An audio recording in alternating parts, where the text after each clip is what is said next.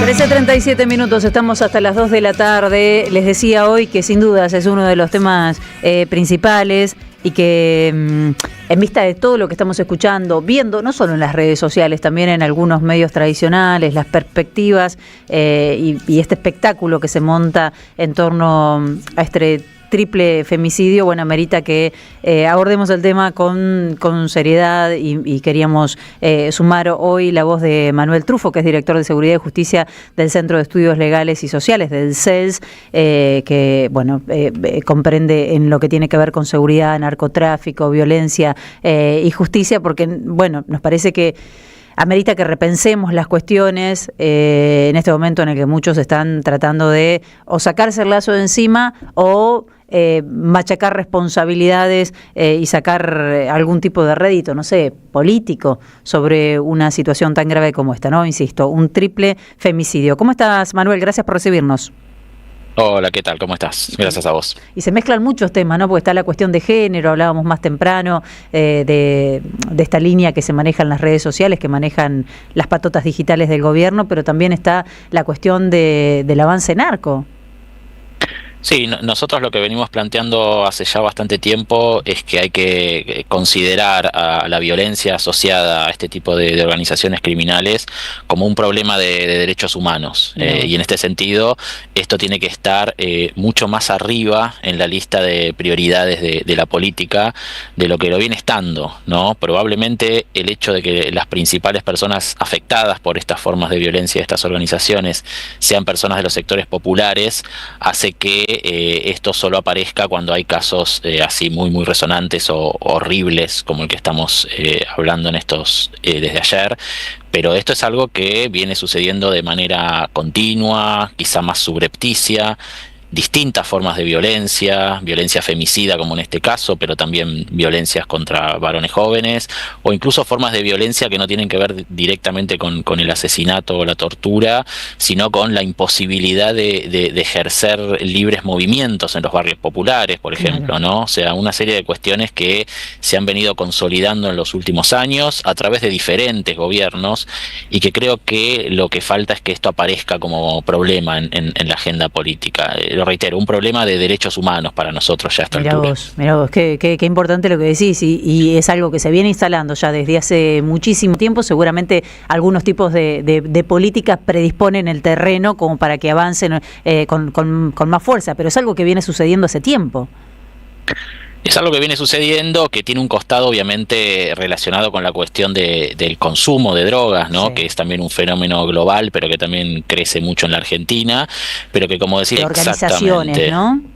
La retirada del Estado y la precarización general de la vida en muchos de estos barrios, el ataque contra las organizaciones sociales que cumplían roles también muy importantes en estos barrios y que hoy están muy debilitadas, o sea, todo coadyuva, por decirlo de alguna manera, para que estas organizaciones se vayan instalando hasta que llega un punto en el que ya es muy difícil pensar en términos como lo suele plantear a veces la política pública de extirparlas, ¿no? Porque muchas veces ya son parte de la vida de estos barrios, son dinamizadores de economías incluso, con lo cual se requiere una estrategia mucho más profunda y de fondo. Por eso para nosotros el primer paso de una estrategia debería centrarse más bien en la cuestión de la violencia, ¿no? En no tolerar determinadas formas de violencia y mandar mensajes muy claros en ese sentido. Después hay una discusión mucho más profunda sobre la situación de los mercados ilegales, qué pasa con el consumo de drogas, que eso requiere soluciones de mucho más largo plazo, pero por lo menos un consenso de que determinados niveles y formas de violencia no va a ser tolerado ni por la política, ni por la justicia, ni por la policía, y eso no viene sucediendo en estos últimos años, no se está dando ese mensaje. No, ¿qué tal, Manuel? Jair Sibel te saluda. Además, uno piensa que en la historia de la Argentina, me centro más en la provincia de Buenos Aires, siempre hubo un aval policial o de algún poder político para el manejo de territorios por parte del narcotráfico, y lo pienso en el caso de la Villa Padre Richardelli, 1114, que es la de Flores, que a todas vistas las autoridades de la ciudad de Buenos Aires saben que es un polo que ahí funciona, un polo de venta de drogas histórico, y que nunca hemos tenido la intención, por lo menos del gobierno de la ciudad de Buenos Aires, de llevar un poco de tranquilidad a los habitantes que viven en ese barrio también. Sí, ahí hay un déficit muy grande de todos estos años en la ciudad de Buenos Aires, también en la provincia de Buenos Aires, ni que hablar en Santa Fe, ¿no? Y en casi todos los grandes centros urbanos, de permitir, sin duda, porque hay complicidades de distinto tipo, ¿no? Hay complicidad policial, pero también hay complicidad política. Hay casos escandalosos de complicidad judicial. Me viene a la mente ahora lo que había pasado con el fiscal general de San Isidro en su momento, que fue echado y procesado porque participaba de allanamientos donde se robaban la droga y luego la utilizaban para extorsionar a grupos. Bueno, cuestiones increíbles de degradación de la democracia, tanto a nivel institucional, ¿no? En estas instituciones que estoy diciendo, la política, la policía, el Poder Judicial, como también de degradación, repito, de la vida de las personas en estos barrios, que de pronto se encuentran con formas de autoritarismo, diría yo, que vienen ya no del Estado, sino de estos grupos que empiezan a ejercer distintas formas de control territorial, distintas funciones. Por ejemplo, se habla mucho en estos últimos años de la función de prestamistas que cumplen, ¿no? Estas organizaciones en los barrios, con lo cual se van insertando en la vida de los barrios, en la vida cotidiana, y después ya es muy difícil plantear una diferencia tan clara o tan tajante de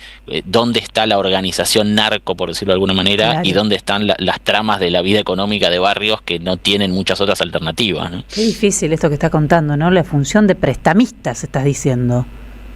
Prestamistas, dinamizadores de la economía, como decía antes, gente que tiene, no sé, remises y trabaja porque se mueve esa economía, gente que empieza a trabajar, a veces forzada, a veces no, como depósitos de mercadería, de drogas, ¿no? Como los lugares de guarda también. Se van como diversificando también los roles de la cadena, sí, del narcomenudeo, y eso va incorporando cada vez a más personas, repito, en un contexto en el que no hay muchas otras cosas que puedan hacer. Y una vez que eso se instala es muy difícil, ¿no? Digo, una vez que eso está muy instalado, muy extendido, ¿cómo haces? Y es muy difícil porque además muchas veces las políticas vienen con esta retórica de, bueno, entramos al barrio, sacamos a los narcos y después llega el Estado. Sí. Y no es tan fácil porque los narcos no son ese cuerpo extraño, digamos, que se puede extirpar así como así, ¿no? Forma parte de la vida cotidiana y la trama. Hay distintas situaciones. Hay algunos barrios donde sí, claramente hay organizaciones que vienen de afuera, se instalan, ejercen mucha violencia, son rechazadas por el mismo barrio, pero hay otros lugares donde están completamente, forman parte ya del paisaje cotidiano del barrio, y ahí las políticas claramente tienen que ser otras. Por eso digo, hay un punto de la política que es la reducción de la violencia, que sí me parece que es urgente y que tiene que haber ahí un consenso de que hay cosas que no pueden pasar. Claro. Otro tipo de soluciones más profundas van a requerir discusiones también mucho más profundas. Mucho más profundas. Estamos escuchando a Manuel Truffaut, director de Seguridad y Justicia del CEL, de Centro de Estudios Legales y Sociales. Hoy veía, entre tanto, que vi en las redes como una suerte de lógica que se repetía en algunas cuentas, en las que decían algo así como: ¿y qué querés? ¿Le fuiste a robar a un narco? No sé si efectivamente esto fue lo que sucedió, es una de las teorías que está circulando, ¿no? Pero como normalizando de que el narco está, lo que no tenés que hacer es robarle y listo, no pasa nada. Claro, ese tipo de normalización es a lo que no hay que llegar, ¿no? Porque, bueno, claramente se trata de 3 chicas, más allá de lo que hayan hecho, que después se verá en la causa, claro, que estaban en una relación de sometimiento y explotación, digamos, ¿no? Entonces, y así como ellas que tuvieron este final tan extremo, hay muchas otras situaciones que quizá no tienen finales tan extremos, pero en donde también se sufren distintos tipos de autoritarismos, abusos por estas estructuras, que son estructuras de poder, ¿no? En algunos barrios son realmente estructuras de poder, y hacia ahí hay que apuntar, me parece, por lo menos como prioridad, ¿no? Cierra, Jair. Manuel, te quería preguntar por la realidad que vive el narcotráfico en nuestro país. Argentina, a diferencia de otros países de la región, pienso en aquellos más cercanos al trópico, siempre ha registrado organizaciones menos complejas en materia de narcotráfico, ¿no? Menos asociadas a la idea de cárteles que a bandas. ¿Está cambiando esto? Digo, a partir del fenómeno rosarino, ¿podemos hablar de una irrupción de un narcotráfico más internacionalizado, más sofisticado, más profesionalizado, o Argentina sigue siendo un país que todavía no cae en esta dinámica que sucede en otras latitudes de nuestra región? Yo creo que no necesariamente se ha vivido un proceso de sofisticación de estas bandas, ¿no? O sea, hay un nivel del narcotráfico que tiene que ver con el rol que tiene la Argentina como también punto de pasaje para la exportación, sobre todo de Europa, en donde hay bandas que se mueven en ese nivel y que tienen conexiones con otras bandas más importantes de México, sobre todo. Pero después está el problema más bien del narcomenudeo, o sea, del consumo local, y ahí son bandas que en general no tienen ningún tipo de sofisticación, ni tienen armamento pesado, digamos, pero que sí pueden llegar a desplegar altos niveles de violencia, ¿no? Porque que no sean grandes cárteles no quiere decir que en determinadas consecuencias no puedan ser muy violentos, como en este caso, o como vino sucediendo en Rosario durante muchos años.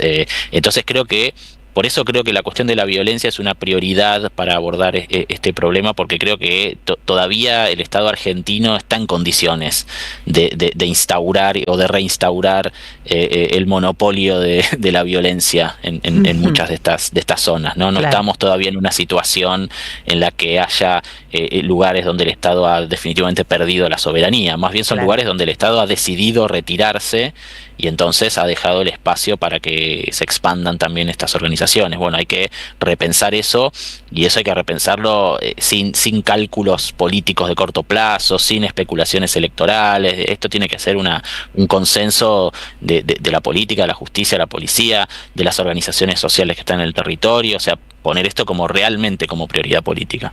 Gracias, Manuel. Muy interesante escucharte. Bueno, muchas gracias a ustedes. Te mandamos un abrazo. Estamos escuchando a Manuel Truffaut, que es director de Seguridad y Justicia del CELS.